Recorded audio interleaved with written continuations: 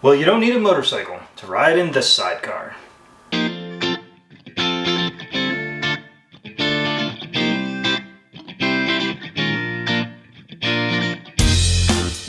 Hello and welcome to Intoxicated Masculinity. If it's Wednesday, we got another cocktail video coming at you.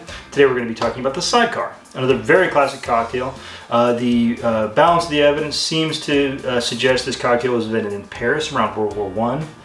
There is a little bit of conflicting evidence that seems to suggest it might come from London, but Paris seems to be about the best evidence we have.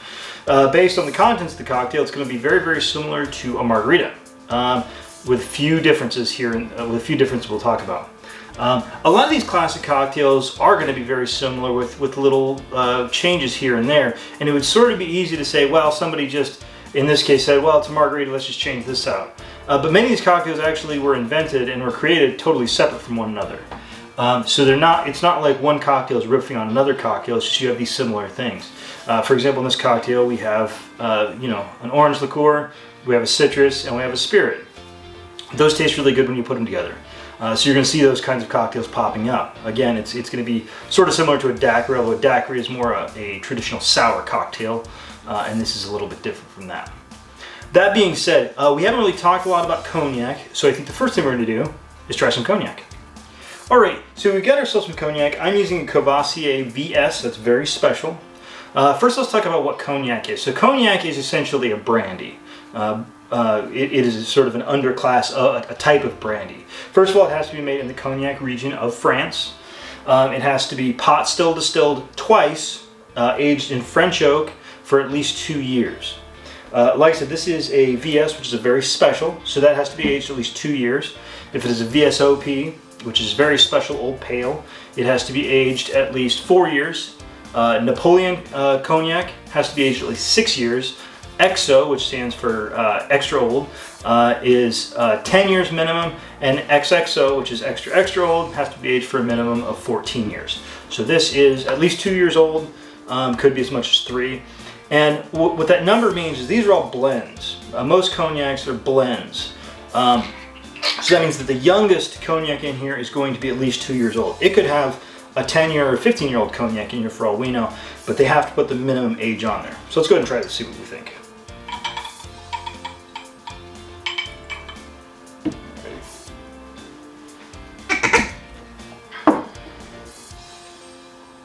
Now in many ways, brandies are very similar to bourbons. The main difference being brandies are all going to be made from fruits, whereas whiskeys are all made from grains. Now in this particular case, the cognacs are made from a white grape, and it's a grape that's not particularly good for producing wine, but it is good for distilling and aging.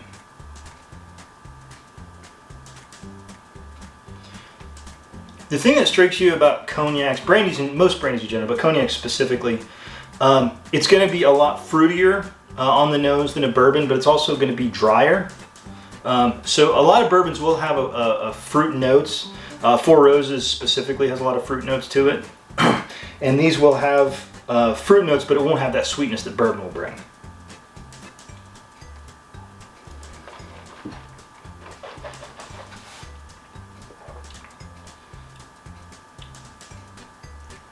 Yeah, just a lot of fruit. Apple, grape, obviously, but it's drier. There is not a great deal of sweetness on it. So when you're making a cocktail with a brandy, or especially a cognac, rather than a bourbon, if you're switching up, you're going to want to adjust your sweetness a little bit. So if you're making a cocktail with a bourbon that you're not used to putting any sweetener in, because bourbon brings that sweetness, if you make that same cocktail with a cognac, you might want to add maybe 1/4 of an ounce or even 1/8 of an ounce of simple syrup just to kind of fill that out.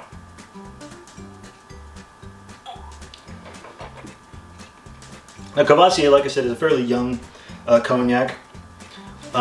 It's good, it's flavorful, it's not particularly complex, but it's just solid. It's very fruitful, sort of. There's oak there too. Again, as a young spirit, you're not getting a ton of oak on this. But there's a little bit, but just kind of a fruitful, not too complicated spirit. All right, now that we've tried this out, let's put it in the cocktail and see what we think about that. All right, we're back and we've got our ingredients. So Like I said, for people that have watched our video on the margarita, this is going to look a little bit familiar. So, instead of using lime juice, we're going to use our lemon juice. It's fresh squeezed. So we're going to toss in 1 ounce. Now, this is another one of those cocktails that's fairly simplistic, and we'll talk about the martini at some point coming up where this is going to become much more evident. Proportions are always going to be up to your own personal taste. So for me, I'm going to do this as a 1-1-2 cocktail. That is 1 ounce of our lemon juice. We're then going to use 1 ounce of our orange liqueur. And normally I use Cointreau, but I'm out of it at the moment. And I've been using the Salerno, which I think is actually quite good. It's a blood orange liqueur, but to be honest, I've tasted Salerno next to Cointreau, and they're very, very similar. All right, and then we're going to just put in 2 ounces of our Courvoisier. At some point, we're going to get together and do a more in-depth episode on cognacs. Cognacs, the problem, just from sort of a nuts and bolts perspective, is cognacs are not cheap. And even your VSs can get rather expensive. But that being said, we will get to trying some VSOPs, some deploying XOs, maybe an XXO. We'll see what happens. All right, so we got all our ingredients in the shake. Let's go ahead and shake this for a good 10-15 seconds.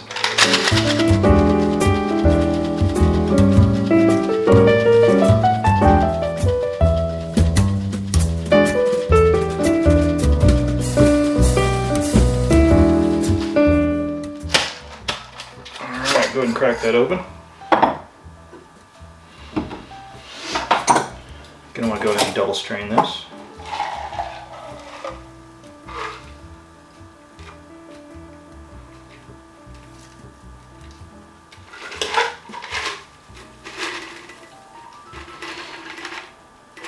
Get all that in there. Feel free to tap your fine mesh strainer. Make sure you get all your little goodiness out of there. And most people will go ahead and just do a lemon twist on that. Go ahead and express those over the glass. Now, in times gone past, there has been some people that would have rimmed this cocktail like you would a margarita, except they would have rimmed it with sugar. Again, since you have cognac as a little bit more of a drier spirit, I could see doing that, but I don't really want to do that with this one. So, we have the Sidecar. Let's go ahead and try it.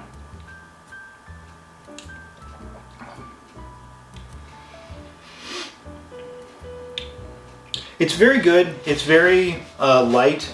I think if you did this with an older brandy, you might get a little bit better of a result. The citrus in the lemon and the orange are kind of overpowering the Courvoisier just a little bit.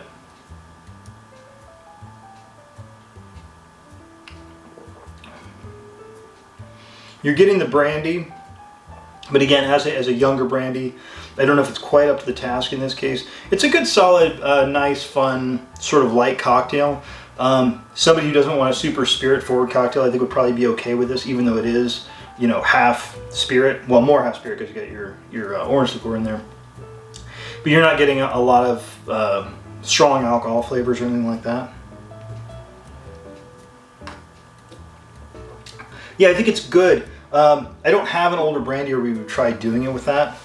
I think maybe moving forward, if I was making this cocktail, I'd probably make it with a VSOP, just so we get a little bit more of that oak characteristic coming in there, and a little bit more of the mature age flavors. But that being said, you got your Sidecar here. I want to thank you for watching. Please like and subscribe and share if you could, and I want everybody to have a good. Wait! All right, and we're going to interrupt the ending of this video to continue this video. So I just finished recording, and I started thinking to myself, there is something wrong with this bottle of cognac. There is much more air in this bottle of cognac than there is cognac. And it kind of brought on a good excuse to talk about something. So you can keep bottles of spirits. Spirits aren't like wine or beer where you have to drink them fairly quickly or they start to go bad. Spirits will actually stay good for quite a while. However, the lower the level the bottle gets, you're getting more air in that bottle and you're going to start to lose flavor. So what I didn't think of when I was recording originally was that this is a very, very low level bottle. Just so happens I have an unopened bottle. So we're going to do two things. First of all, we're going to open up our other bottle of Courvoisier VS. And we are going to do a little tasting of these two side by side. Remember, exactly the same thing. The only difference is this comes from a bottle that's been open for quite a while.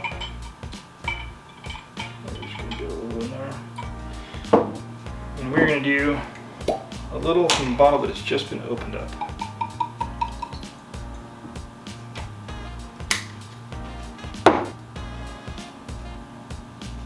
Okay, we just tasted that one, so let's go for this one. I mean, the nose is a lot more, there's just a lot more going on. This one kind of reminds me of if you ever had a Coke that you left open for too long and it kind of starts to taste flat. It just kind of tastes flat, or smells flat, I should say. I haven't tasted them yet, but.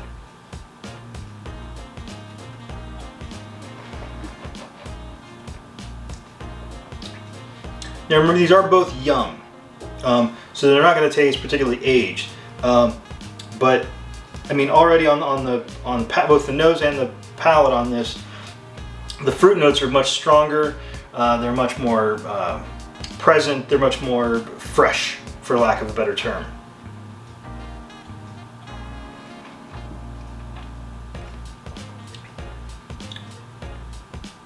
And in this one, they just disappear. So right on the very, very beginning, when you first taste these two side by side, you can see that they're the same thing.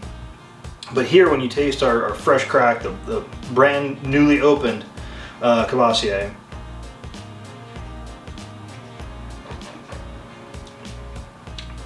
it's just a bigger flavor. It sticks around a little bit longer. Which again, remember, these are at least 2 years old, so they could be anywhere between 2 and 4 years old. If they were more than 4, they'd be VSOP. So again, not old, especially by bourbon standards. These would be considered practically in daycare. On top of that, we're going to try one other thing, because I also happen to have a bottle of Courvoisier VSOP. So this is going to be a minimum of 4 years old. And now we see why I don't open bottles on camera. There we go. So again, minimum of 4 years old. So this is going to be at least 2 years older than the others.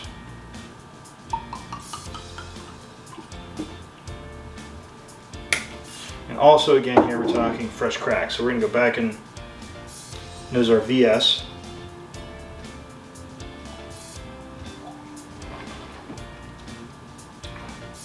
So yeah, again, floral, fruity, youthful.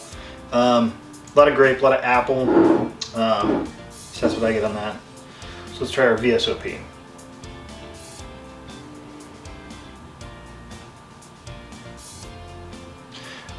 The nose is actually a little bit more muted than it is on the VS, but I can already tell there's a little bit more going on. It's got a little bit more maturity. The fruit notes have been kind of reduced a little bit, and we're starting to get a little bit more oak. I mean, it's a brandy or a cognac, which is a brandy. So you're still going to get a lot of fruit in there, but we're starting to get some oak there.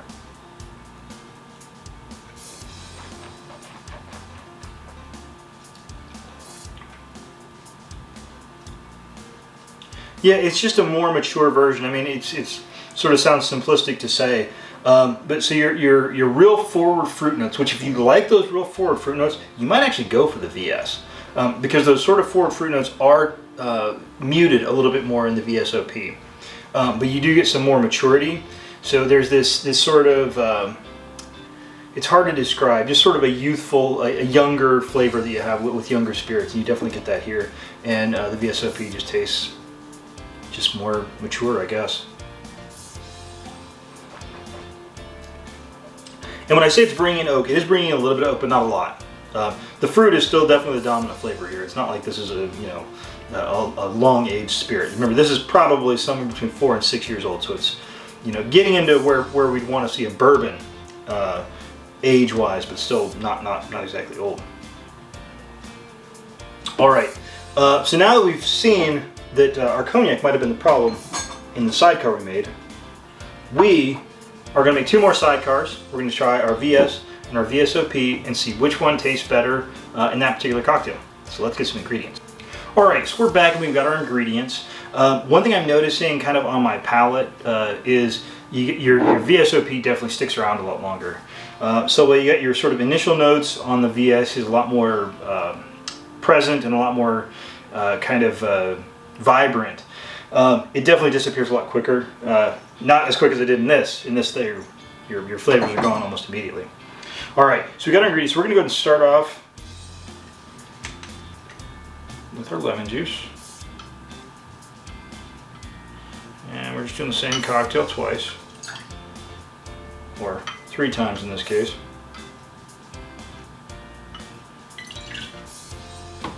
So we're tossing an ounce into each. Then I'm going to go for our Salerno. Once again, tossing an ounce into each. Finally, over here, we're going to toss in 2 ounces of our VSOP, just to make sure we're keeping everything nice and separated. We're going to use a different jigger to toss in our 2 ounces of VS over here.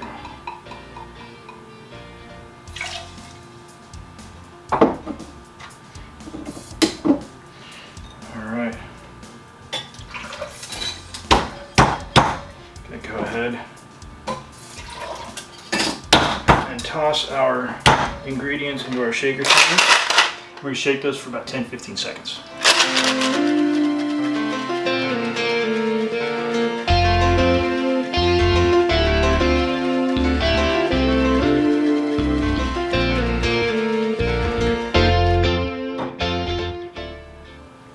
So again, using our chilled coupe glasses.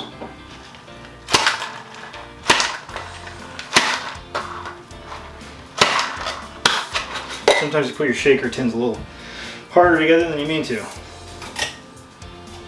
Alright, again, starting off with our VS.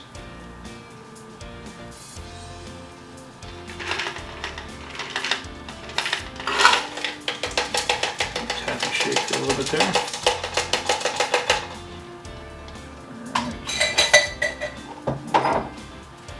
Alright. Then go ahead and grab our VSOP.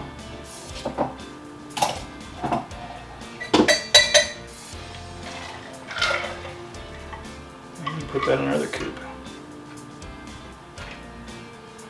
And remember, this is a cocktail where your dominant spirit is basically the majority of the cocktail. So little changes in your dominant spirit can really change things. So where if you're making something, you know, a cocktail that has a lot of multiple parts and a lot of things going on, a change of spirit's not necessarily going to make much difference. In this, it really could.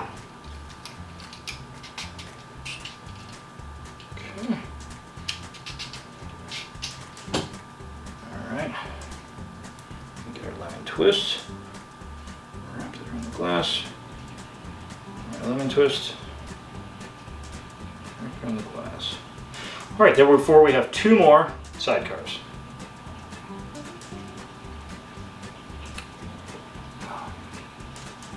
It's so much better than the other one. It's hard to describe.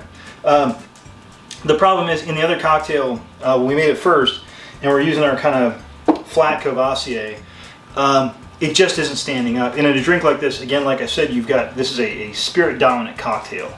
So if your dominant spirit is kind of flat, then the whole drink's going to fall apart.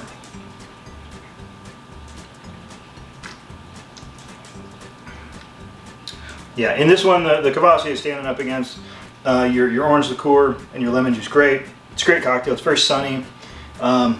It's very fresh, fruity, which would make sense because it's mainly fruit-based things. All right, let's try the VSOP.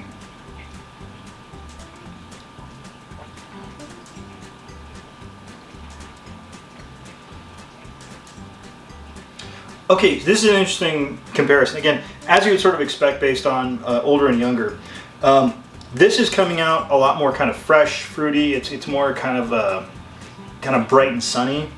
Whereas made of the VSOP, we're getting some oak in there.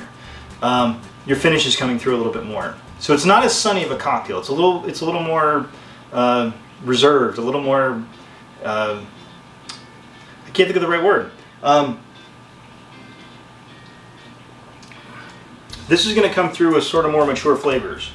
It's going to have a longer finish, but it does lose a little bit of the sunniness that you have with your Cavassier VS. I would highly recommend trying both. And these are not vastly different. Again, we were talking basically the same spirit, roughly 2 years older, maybe 3 or 4 years older, but at least 2 years older. So they're very similar. To be honest, as much as I am sort of a proponent of older spirits and I like more mature spirits, I kind of think the sunniness of the VS holds up a little bit better. I don't think that's necessarily true in all cognac cocktails. But yeah, you got the fruitiness and the sort of youth of the spirit mixing well with the lemon juice and the Salerno. It just mixes really well. I think that the extra oak here, it's good. Don't get me wrong, it's very good. And it's sort of a deeper flavor.